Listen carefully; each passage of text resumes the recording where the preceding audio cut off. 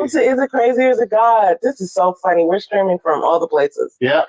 Live on TikTok. What's up, TikTok? We're live. YouTube, Instagram. Mm-hmm.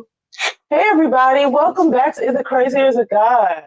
We're switching up our times. I feel like it doesn't matter because most of our people find us after we are live anyway.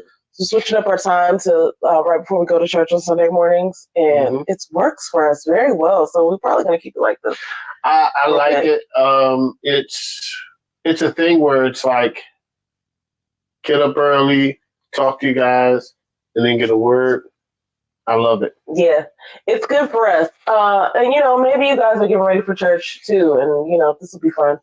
But maybe you're not, and this will be fun either way. But anyway, listen, Is It Crazy or Is It God? It's our podcast. We're not pastors or anything like that. We're just a married couple reading the Bible together for the first time, all the way through. And we're just trying to inspire a community of people to read along with us. You don't have to read right along with us, like what we're reading, but you should read the Bible just because, you should just know what's in there. I'll bet it'll be beneficial. Okay. So that's that. I want to ask you, how did you apply the word this week? I prayed a lot, and wow, this week, I think, how did I apply the word? This week, I applied the word with patience and listening to God. Because this week, God reminded me that He also, what you looking for? The comments. Oh, I'm sorry. He reminds me to be patient. Hey, Damita Jo. And he follows, just to be patient and to follow his instruction, because time doesn't work in the same way that it works for God. Let's be honest here. And I thought about this morning, is time for us is fleeting, right? Since look, watch what I'm about to say. Since the beginning of time. Time is always involved in what we do, how we act, what we say. It's all depending on time because of what happened in the very beginning of the Garden of Eden. That's when Adam and Eve both ate the fruit. That's when time started. Time doesn't exist for God, and sometimes we forget to have patience and to listen to Him because we need everything to go, which is fair because we have a limited amount of time on this earth. But because time doesn't exist to God and exists to us, there's this barrier, and that's where patience comes in. And with patience, we have to have the ability to rely on God and not time, but it's difficult for us to do because time is one of the most valuable things that exists to us. It probably is the most valuable. Because once it's gone, it's done. You can't get it back.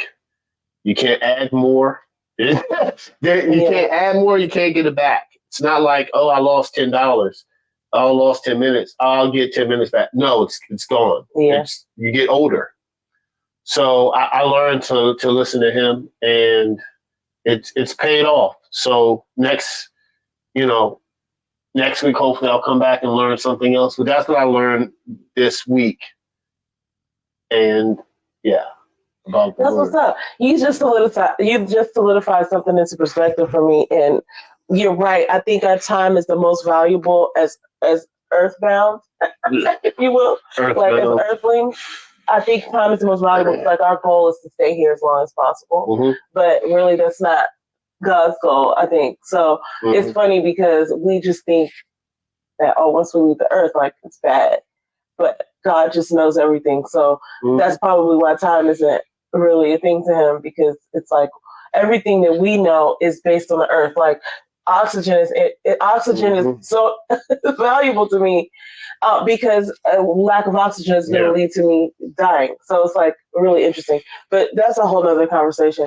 I am laughing because the way that so first of all, I just have to say, you almost lost me there, but you brought it back, and I'm getting better at that, man. You brought it back. I'm getting better, Brother James. I'm getting better. Sometimes I'll lose people, probably in conversation. No, you brought it back. My whole life, that's probably how it's been, guys. So. You brought it back. I'm proud of you. I'm in your corner. Okay. People probably like, I don't know what James is talking about, but I get it. Yeah, but the goal is to stay there long enough to get it, and I did. Okay. I was there, and it landed well, so I appreciate that. I'm working on it. So listen, and it's ironic that it was about patience, because I was thinking to myself, okay, just see it out, and it was good. It was really good. So shout out to you. So okay, here's what how I applied the word this week. Okay, this is wild. So a few years ago, when we used to commute every day to work. We would listen to the Erica Campbell morning show, right? I forget what the name of it is. I think it's like Wake Up, or I don't know. Anyway, Erica Campbell has a bomb radio show. Mm-hmm. I believe it's still in the air on 104.1. Yeah, and she made a comment. Yep. She had made a comment or a statement one time that was like, she's going to stop saying, or she doesn't like to say, I can't believe it when she gets good news, because why can't you believe it? That's what God promises you, right? Like if you're saying I can't believe it, you're kind of negating the promises of God. You're negating the whole purpose of being faithful, right? And I was like, that always stuck to me. But this particular week, it kind of like hit home, because it's like when you pray for something and then you get it, and then you turn around and say I can't believe it. It could be anything. It could be an award. It could be like acceptance into a school. It could be a new job. It could be a lump sum of money. I mean, you shouldn't pray for money, but you know what I'm saying. It could be anything, and when you get it, if you say, I can't believe it, and it's like, well, what were you praying for all the time if you can't believe you was going to get it? So that kind of hit home to me, and it reminds me of Jeremiah 29:11. For I know the thoughts that I think towards you, saith the Lord, thoughts of peace and not evil, to give you an expected end. I don't even know what version that is, because this is out of this Mornings with God book that I got from the grocery store, but I've written that in my memory verse before, and it's like, I know the thoughts I think of you, like I have good in store for you, right? I'm not trying to play in your face. This is God, right? I'm not trying to promise you things or put desires in your heart that are impossible. Like I put those there because this is your purpose. And when you fulfill them, you'll feel enjoyment. And so it's like interesting to me how it's so much easier it's Jeremiah 29:11. It's so much easier to kind of like think in a negative way. So this week, the way that I applied the word was just believing God. I've said this before in the last couple of weeks about Elijah. Like I want to model my faith after Elijah's faith, like, not just his. There's other people who had great faith as well, but Elijah really stuck out to me because it was like, okay, he really about to test this thing. But I'm like, okay, God doesn't make mistakes. God blesses you, especially if you're trying to do good. You know what I'm saying, and you're following His laws. So that's how I applied the word this week, just believing God and trying to strengthen my faith. And that was just a good verse. You're going to read it in because it goes exactly to what you're saying. This is from the English Standard Version. Yeah, English Standard Version. Jeremiah 29:11. For I know the plans I have for you, declares the Lord, plans for welfare and not evil, to give you a future and a hope. Yeah. Yep. And it's like, why wouldn't God want that for you? So those of us who might be, because it's very easy to do this, but those of us who might be out there thinking like, it's not likely. You know what I'm saying? Like, I don't know if it's going to work out for me. Like, I want this so bad. I think that's the point. I think God puts desires in our heart, and we are to seek Him all the time, and He's going to show you how to do it. But it might not seem likely all the time, but that's the point of having faith. You know what I'm saying? And then He's going to be there to sort of like prove that it's Him. Yeah. So I just think it's a really interesting thing. All right, so we're gonna have to That's okay. This is so funny. This is our first time on TikTok. We're old. All right. Ooh. Okay, so again. okay, there we go. All right. That's so funny. So that's going to be interesting. We're going to do this the whole show, I guess, for the next 30 or 40 minutes. Mm-hmm. But this week, so that's how I applied the word this week. Okay. Trying to be more faithful and trying to be more, trusting. Okay, so this week we read Jonah. Okay, I don't want to go out of order, but I think we read Jonah. Well, it says Jonah 1-4, but that's all there is in Jonah. 2 Kings 14 through 20. Second Kings 14, mm-hmm. 2 Chronicles 25. Mm-hmm. I don't remember reading that. It must have been last week when we read that because I didn't remember reading that. And then we read Jonah 1-4, which is the entire book of Jonah. And then we read 2 Kings 15, Chronicles 26, and then we read Isaiah 1-4. Yeah, so we must have read that last week, which is fine. I mean, it was technically still part of this reading. Yeah, but we're probably. I said last week we were going to revisit. We're probably not. This is really interesting the way that they have this broken down in the 365 daily Bible reading plan, because some people opt to read the Bible cover to cover, like from the beginning to the end. And then we even have a chronological Bible that is not entirely like the regular Bible, but like with the, everything split up the way it is. But I see why they have us doing this, because it's like they're telling the relevant stories grouped together. So you're thinking like, oh, we're going from 1 Kings and 2 Chronicles, which is really kind of like, a lot of times they line it up. It's the same story. It's just two different, like, sort of, I guess, viewpoints. It's like the book of Chronicles is telling the Chronicles of Kings. And then the Kings, I don't know who's writing all those, but anyway. I don't know who's writing those. I don't know either. I can look it up. Or you can look it up, guys. But what's interesting is when they switch us around and tell us to go to Jonah and read Jonah, it kind of threw me for a loop, because I'm like, well, this isn't even in order. Or so I thought. But it's actually relevant. So we got a whole scenario thrown at us this week with this Jonah book. Mm-hmm. Wow. I didn't even realize. And like, I had heard a story of Jonah and the whale, but I'm very cautious of saying the whale, because that's not what the Bible said. The Bible said a large fish. And sometimes we take things out of context, like sort of like, sure, that's the largest fish we've heard of in our modern day, that's but true. Perhaps there's even larger fish. So I could be saying Jonah and the whale, and the Bible didn't say the whale, and then come find out, 100 years from now. Could have been a megalodon. It could have been something. I don't even know what that is. A big white shark. Oh, it could be anything. Anyway, that's neither here nor there. Anyway, I'm all on. Yeah, but it could not. It might not be what we heard. Yeah. And so that's the real, this got to drive it home. That's the real importance of reading the Bible for yourself, because even something so small and probably, maybe it will never matter whether they call it a fish or we call it a whale. But like when you hear stories about the Bible from other people, it's like you're relying on their interpretation, you're relying on their life wisdom, you're relying on the fact that they got it right. And it's really best to just go read it for yourself, because first of all, it's going to hit you in a different way. It's going to connect with you in your life, and certain things, especially in the season of life you're in, are just going to jump out at you, and you can apply it right away. It's really like it's the life code. You know what I'm saying? It's like, it's like when you play video games and you can get to the next level by punching in a code. It's the Bible. The instructions for life are right here. And it's like so funny that we spent so many years avoiding it or putting it off. Yeah. Because it's so helpful. Like, it's ridiculous. So anyway, Jonah threw me for a loop. Jonah was, going back to exactly what you said, Jonah wasn't, I don't remember Jonah being like this.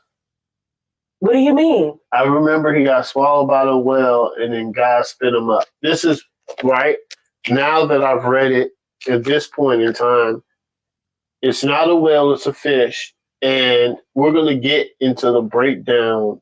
It's very short, but we're going to break down of what happened in each chapter, because it's not the way that I remembered it. Okay. I didn't remember Jonah being this angry guy, but we're going to get into that. Yeah. And you're talking about from your childhood when you learned it when you were young. Yeah. Right. Probably wasn't paying attention. It was just like, Jonah got swallowed by the whale, and then he prayed and God spit him out. You got to make it happy. Right. But it's another story underneath. Story. That is wild. Okay. All right. So let's jump into this. So we can all right. So the first thing is God and Jonah. God directs. Jonah's a prophet. And the reason that we went from 2 Kings 14 and 2 Chronicles 25 to Jonah is because Jonah is a prophet, and it's mentioned that it was mentioned in the Bible that he was a prophet to one of the worst kings in Kings, Jeroboam II. And remember, we said this about kings. Kings are, or we're going to repeat it again, kings are just, they're doing what their fathers have done, but for their fathers before them. Some are good, some are bad. We'll get into that later. But Jonah was mentioned right there. Now we go directly to the story of Jonah. The first part is God directed Jonah to prophet to go tell a town or a city, Nineveh, right? Yes, Nineveh. Sorry, guys. I be saying, I don't know how to pronounce. Americans mess me up. I don't know how to pronounce other names from foreign lands. Anyway, so God directs Jonah to prophet size to Nineveh. They're doing evil. He says, no. I'm not going. And he takes a ship to Tarshish.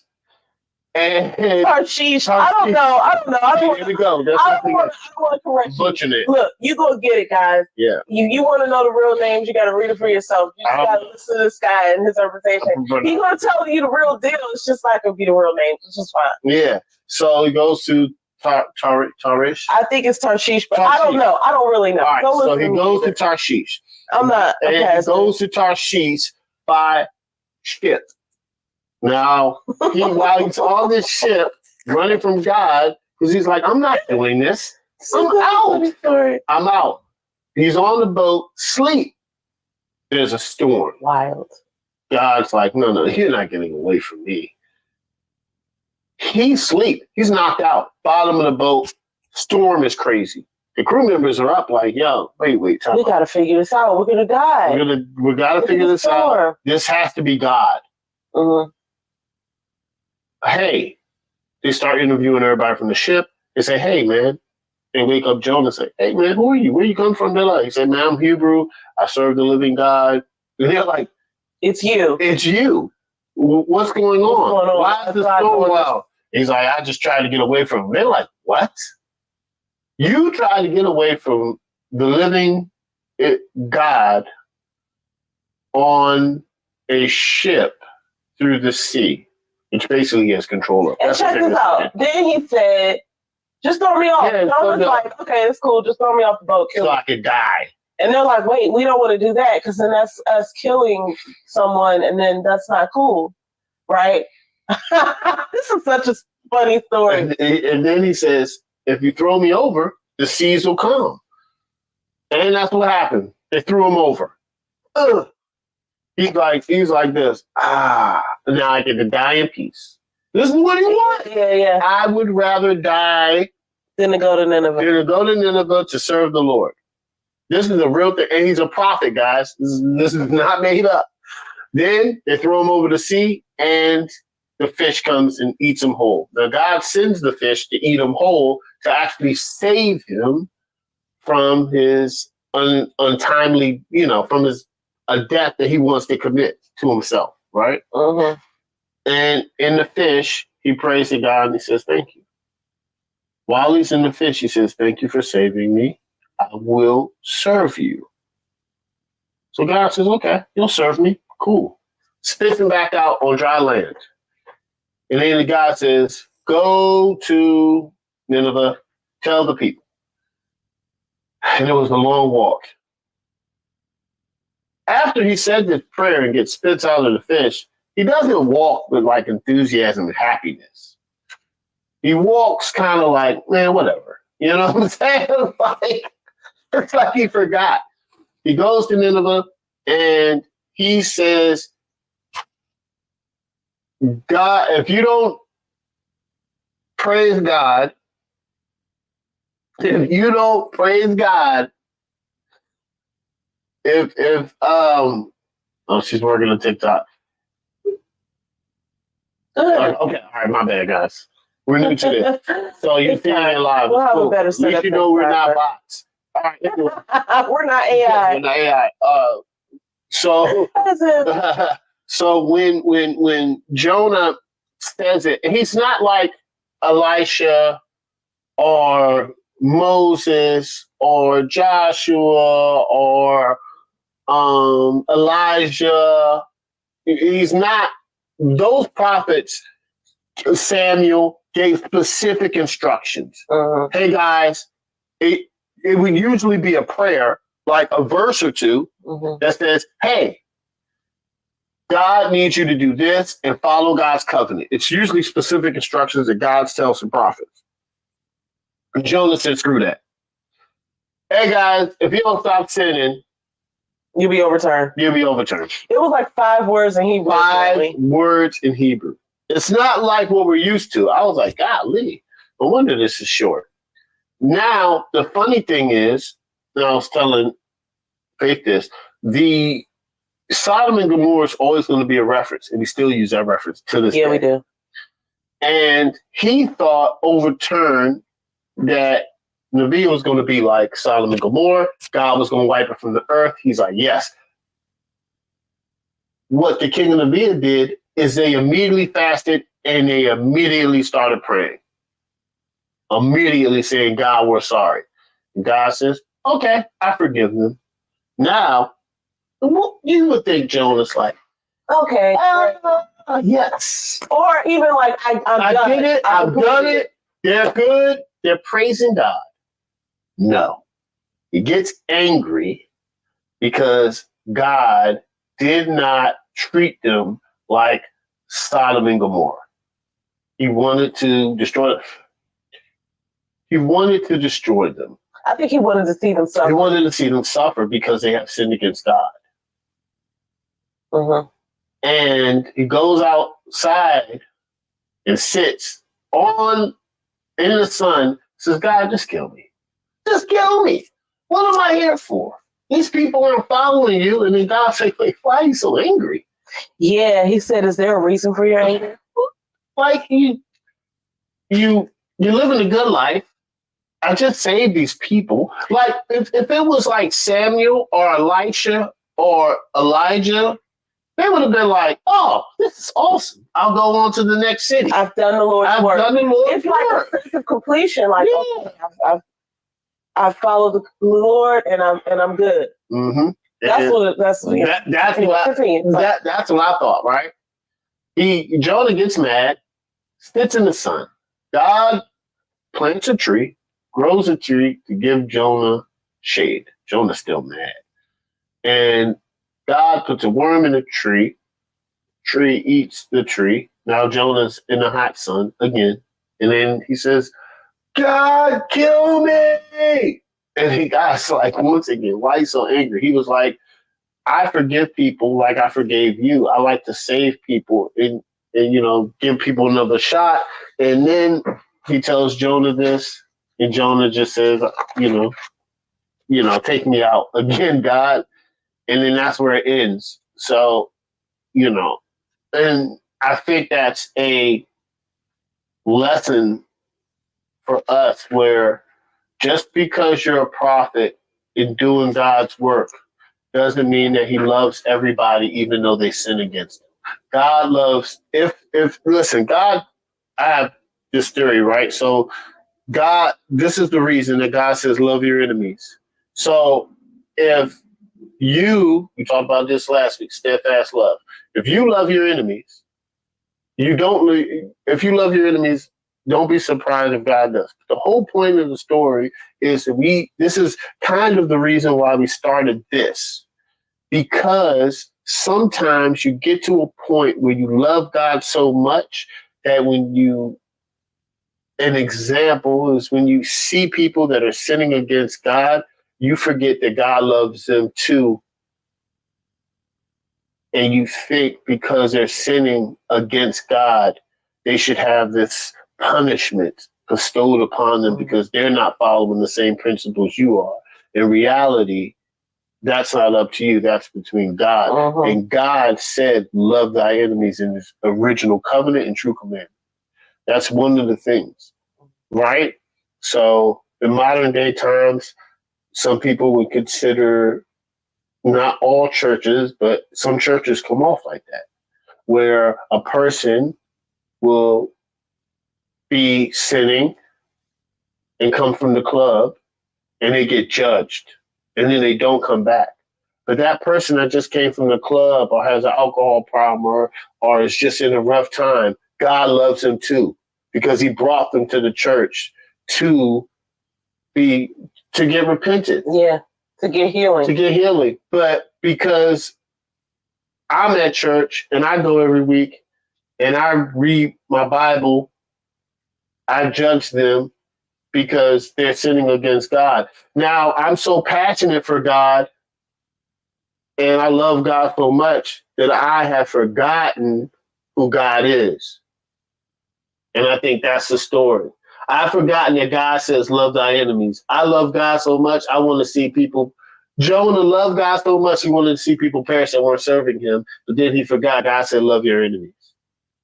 They repented. That's a really good point when you talk about like the church, because I haven't experienced this, but I've heard stories, right, of people who like maybe had children, you know, when they were young or out of wedlock or something, and they come to church and they get judged or just for various reasons. And it's interesting because you're not, I mean, like the people are the church, but it's sad when, you know, when somebody comes to the church for help or healing and the representation that they meet there is not necessarily representing God's love. And it reminds me of the analogy we used before about going to the hospital. Like if you go to the hospital for an emergency or to get treatment and the doctor or the nurses are like, why are you even here? Like, you know, you could have prevented this. Or, you know, like, oh, you're bleeding. Ew, get out of here. You know what I'm saying? It's like so wild. It's like, no, but I came here for help. Like, yeah, I'm bleeding, or yeah, I'm sick. Yeah, I'm coughing. Yeah, you know what I'm saying? Like, whatever the symptoms are. Yeah, I am that because I came here because I need help. And so for people to not meet them with the love of God, it's really sad. But, you know, this was a perfect example of that, because when we read about Jonah, I didn't get it at first. I didn't even realize that he was so angry. Apparently later it came out that like, okay, so like these were his enemies and he didn't want to see that happen for them. And I can understand how like if you work really hard for something and you don't, you know, and you're walking the straight path and somebody's not, then and you're like, they can't get what I get because I've been working so hard. It's like, that's not up for you to decide. Just focus on your own path. And, you know, people who do things like they have to go do their own things, and everybody's not the same. So you just got to focus on your own. But one of the things that I realized is that when he was running in the beginning, it's so funny because you can run away from God all you want. You can run away from God's instruction, and we all have reasons to do so. Like I didn't want to do this channel for a long time because I was like, I don't want to get judged. I don't want people to hold me in the highest standard. Like, you know, I cuss, you know what I'm saying? Like sometimes I drink, like I'm not a pastor. Like I don't know everything about the Bible. Like, I don't know if I really want to do this, but I ran away from it for a little bit, but then it's just like, okay, just go ahead and do it because God's telling you to do it. You don't have to be whatever you think. So I was like, we have so many reasons to be Jonah. And Jonah is really all of us in some aspect. Because look at the story that was told. Now, this past week, I was listening to this really amazing story of this lady, and it was so many like ups and downs, dips and dives, and like I was just thinking after we read the story of Jonah, how unbelievable it would be, and if somebody were to come up to you and tell you like, "Hey, where you been for the past few days, man? A big fish swallowed me and let me spit me back up." It's just like, yeah, okay, you know what I mean? But it's like God will do that to you for whatever reason, like, but it's His relationship with you. It's your relationship with Him. And no matter what you do to try to release yourself from God's instructions, you're going to find yourself right back there after having to go through some crazy stuff. You know what I'm saying? He got swallowed by a whole fish. That's wild. That's crazy. So anyway, we're getting ready to get into these questions. Yeah. That was pretty nice. Keep on. Okay. So the questions, Jonah was acting out of prejudice, and Jonah was acting out of prejudice towards the people of Nineveh. How did God feel about his snobbery? God was not pleased with his snobbery. It's like, just like you just described, God was like,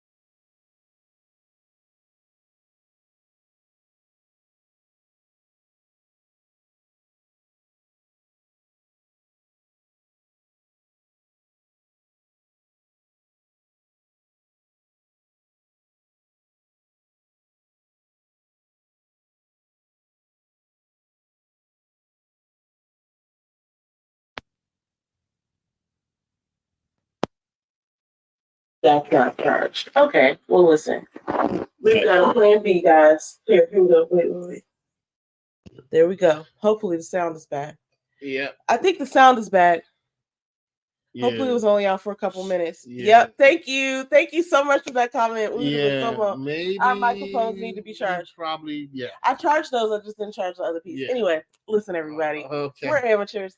Yeah. Thank you so much for sticking with us. But basically what I was saying is that God didn't like Jonah's snobbery because he was trying to tell him that I'm going to forgive you just like I forgive them. Like everybody's open for this forgiveness. Everybody's open for God's love. Everybody deserves it. Yeah. So, you ain't, you know what I mean? Yeah. You got to be with it. If everybody's available to repent and be forgiven, like you can't be mad when somebody gets forgiven. Yeah, it doesn't work. You can't get you don't get to choose. God is in control. Yeah, I think that God was probably not shocked at his snobbery, but he was like, wait a minute, wait, time out.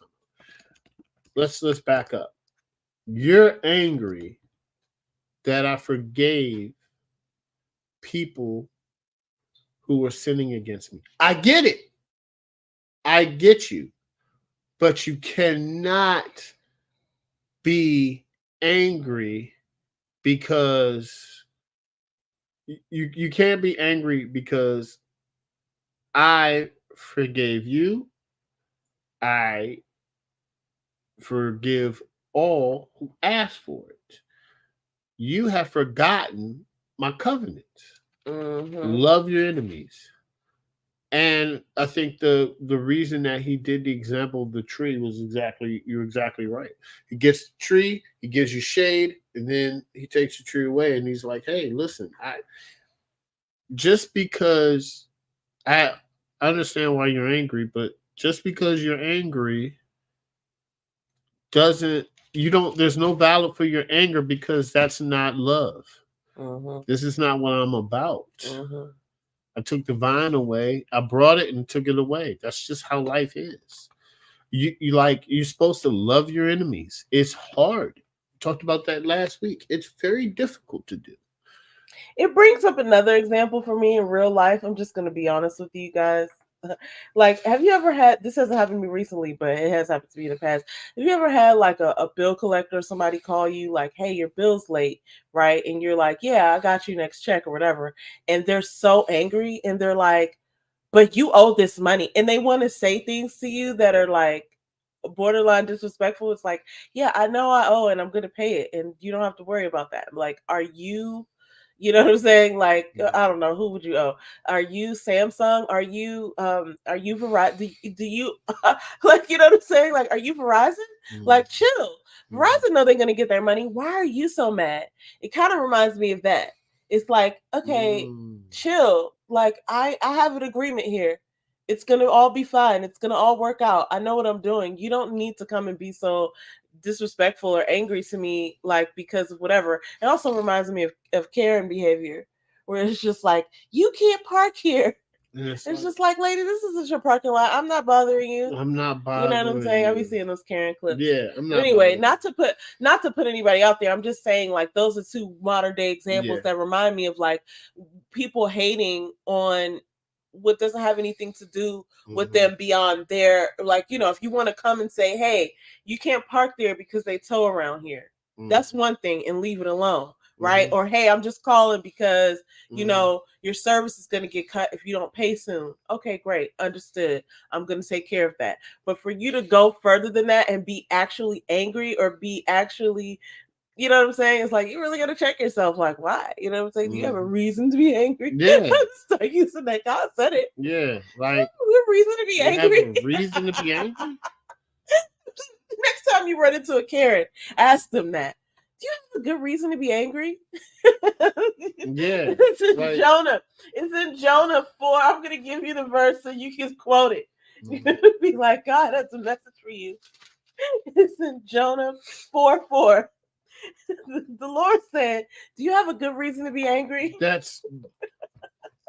That right there is the epitome of asking somebody who's like angry. Like, what do you have a good reason to be angry? Jonah 4:4. Read it. Yeah. Oh God, the Lord said it. Yeah, it's real. Oh, Damita Jo says, why can't you pay today? Yeah. Because I have an arrangement with the Lord. Yeah. And the way my bank account and paycheck is set up, I can't pay it today. I won't pay it today. Yeah. Or sometimes, okay, this is so off topic, but sometimes I would sit there with the bill collectors and have a full-on conversation like, you know, maybe I could pay it today, but I don't want to. Like, it's not going to happen.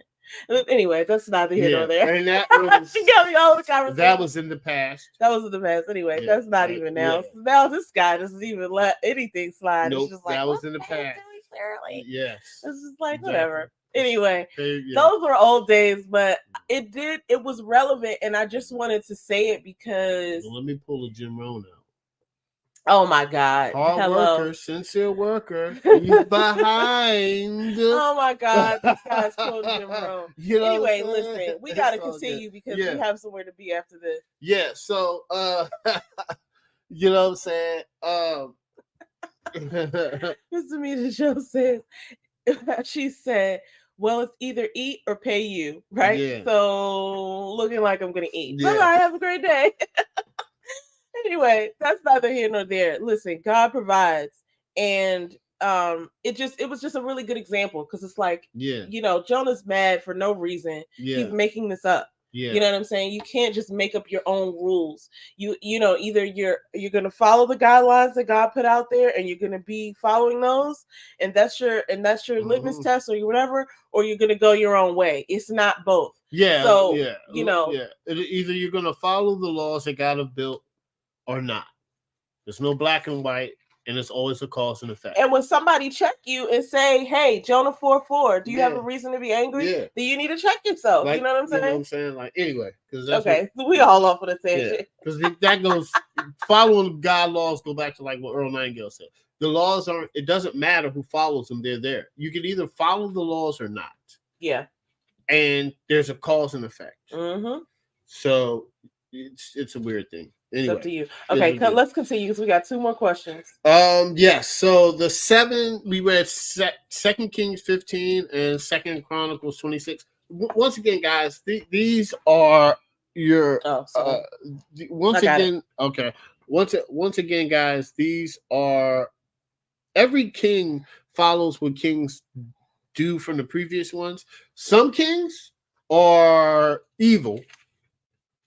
They're more evil than their previous fathers.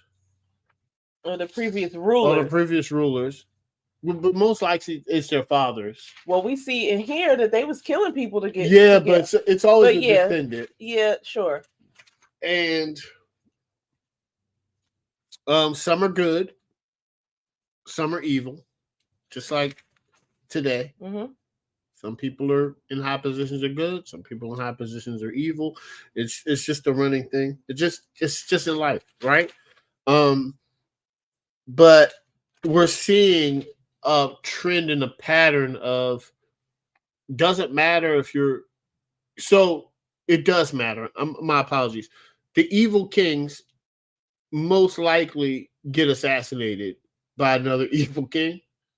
But that's interesting. Yeah. But the kings that do good, they kind of stay in power. They stay in power, but they always end up not staying in power because they'll serve the Lord, but they'll leave.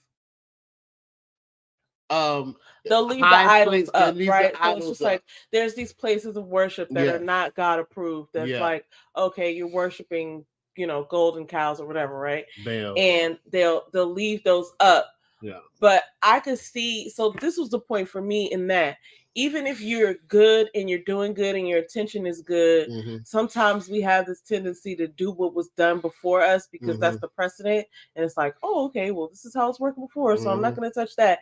But it's like you really, sometimes you have to go against the grain to carry out God's instructions to you. And even though it could cause some disruption, it's like, I'm learning that out of this. Like, just because it was that way before you, if you come along and you see that it's wrong and it's on your watch, then you have to, figure out what to do. What sits right with you and what doesn't. Yeah. In power. You know what I mean? Yeah. Because it's that's a thing, right? Okay. Yeah. Got it. So that's the thing. And,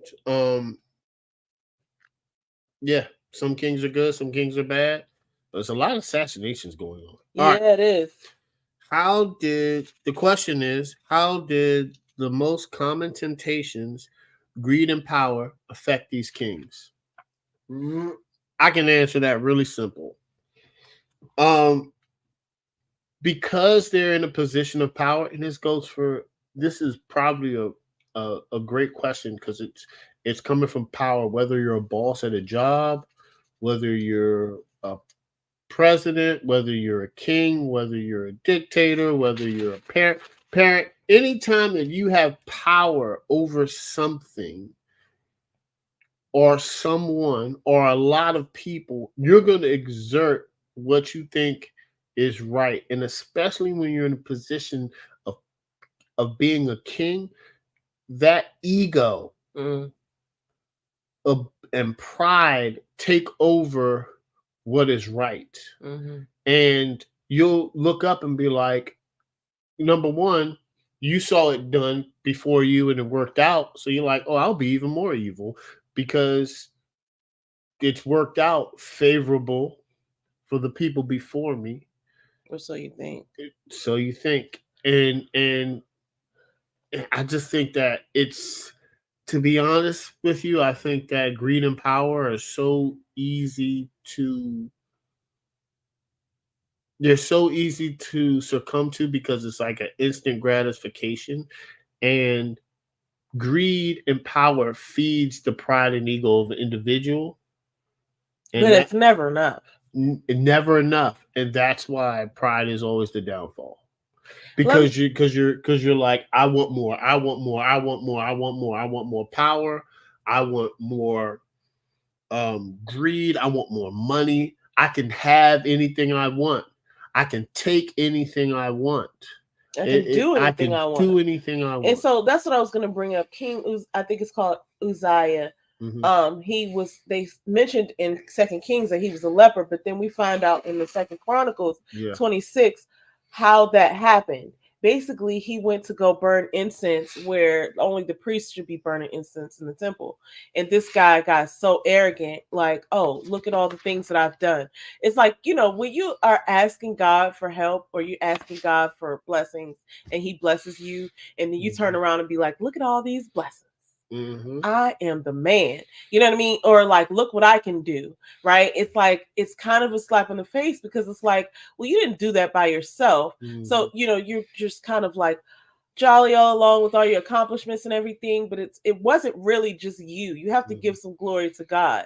It's like, I always make that comment of like, what you gonna do with all that glory? It's like walking around the hood with a bunch of diamonds on. It's like, you better watch out because it doesn't really mean anything. Whatever you're getting out of the approval of man or whatever you're getting out of the just walking around and taking in all of these accolades, it's not gonna last. And it's so fleeting that you're gonna constantly crave it and you're probably gonna do something beyond the limits. So that's basically what happened to King Uzziah. I think I'm saying it right. Is that he felt like he's done so many great things that he could go and do whatever he wants. So he started making a sacrifice or burning incense in the temple, and then he was hit with leprosy.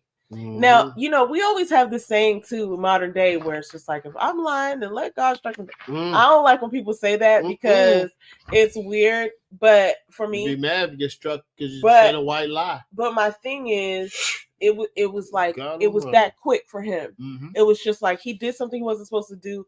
The priest came and checked him like, hey, you can't be doing that. And then bam, he had leprosy. And when you had leprosy back then, they would put you away, like not away, but you had to be away from everybody else. You had to be in solitude. And so that was his. And so whatever power or greed or whatever he was feeding, right, it was like not even worth it because you can't even be around people because you went too far. Yeah. So that's what I think the answer is. About how did the most common temptations, greed, and power affect the kings? They got big headed and then they started doing crazy stuff. And it's like you are acting out of character. I've been guilty, not necessarily of the greed and power thing, but like, you get so far down the lane and you start acting out of character, right? There have been times in school where the dirty dozens, basically we could call it Jonah on people, and you start Jonah on people and you're going back and forth, and then there have been times where I remember where I took it too far and I could tell the person was kind of like embarrassed or whatever, but I kept getting laughs, so I'm going to keep on going, on top of the fact that those people, you know what I'm saying, like once you get into it, just like it's hard to stop. Power. So, and then it's power. I guess that is true. Straight hurting somebody. I didn't mean to. But it's like once you get on a roll like that, you're out of character. Yep. And it's like I can't stop now. The people are laughing. I want more. Right. Exactly. So that's not right to do. I'm not trying to glorify it. I'm just saying that like we have all done that in a certain regard, and even people in powerful positions. Right, have done things like, oh, I want to put emphasis on this strategy, or I want this employee to stand up and tell us why they, they couldn't get the report in on time. It's like that's not why we're here. You know what I mean? So we could all check ourselves in that way. on how greed and power, like, and how ego affects our positions. Yeah. So anyway, okay, please continue. We've got one more question left, y'all. Yeah, I think we should push this to next week because we're just factoring that. So okay, cool. Yes. So we're gonna wrap up now, guys. Once again, we're gonna give some shout outs. Shout out to Miss Damita Jo. Yes, if you haven't checked out Miss Damita Jo's channel, she's on Miss Damita Jo on YouTube. I wish I had your if you could put your what is it called? Your link tree up. I'll be happy to put it up there. Put that in, but I will put that in the description.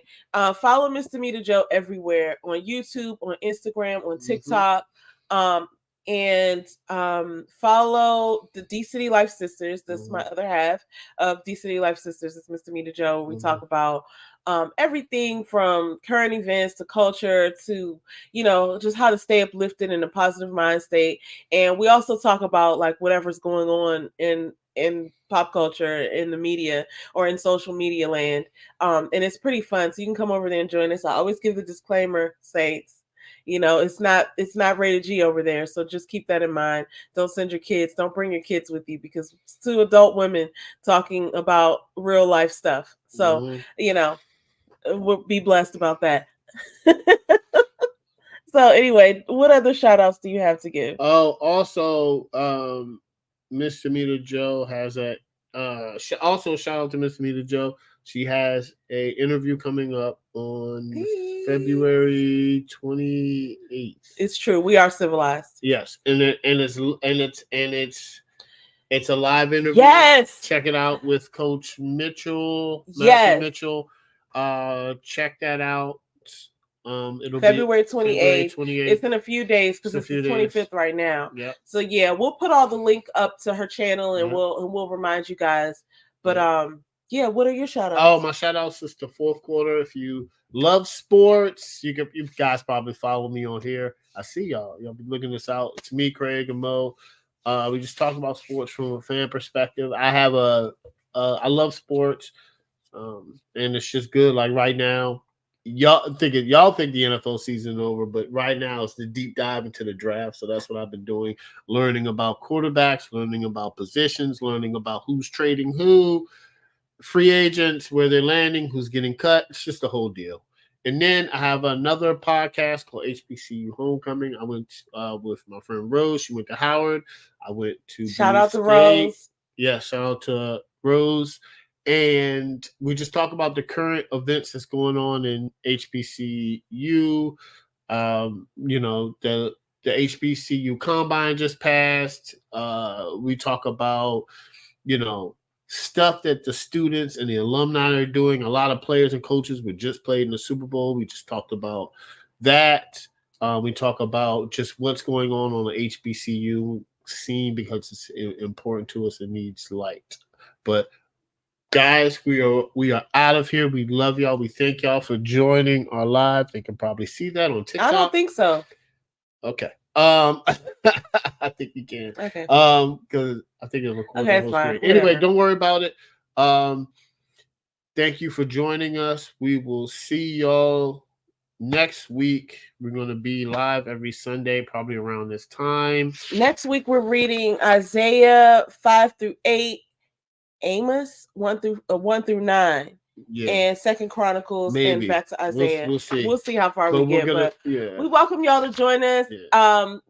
Pick up your Bible, guys. This is some really good stuff. It's telling a really wild story, and you can take something out of it. So, as we always say, don't take our word for it. Go to the source. Read your Bible. All right, guys. Okay, bye-bye. Have a good one.